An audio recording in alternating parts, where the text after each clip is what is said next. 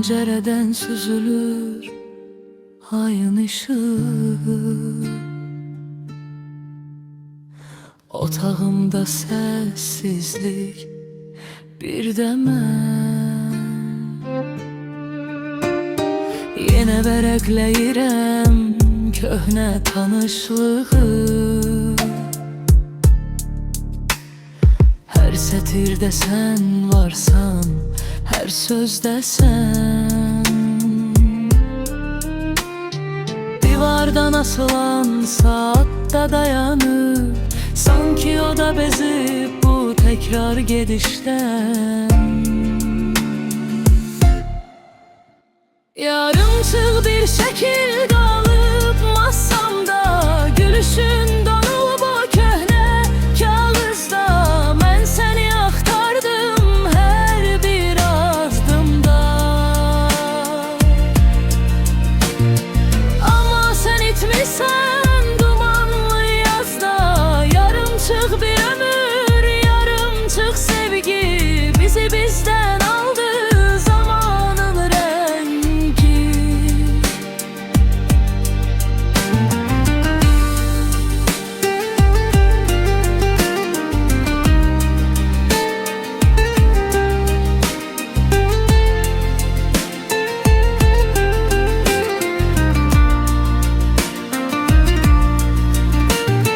Zaman soyuqdur, adamlar yad.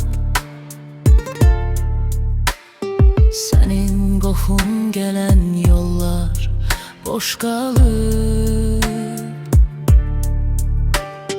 Gözlərimdə kədər, ürəyimdə ad.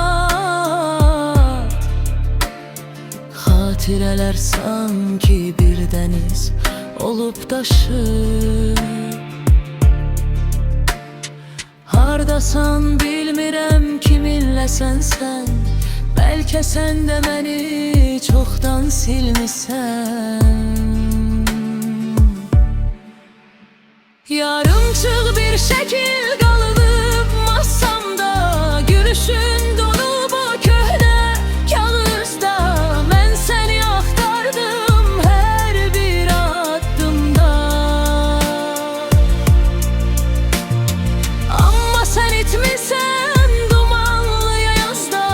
Yarımçıq bir ömür, yarımçıq sevgi bizi bizdən aldı zamanın rengi. Yarımçıq bir şəkil qalıb masamda, gülüşün donub o köhnə kağızda.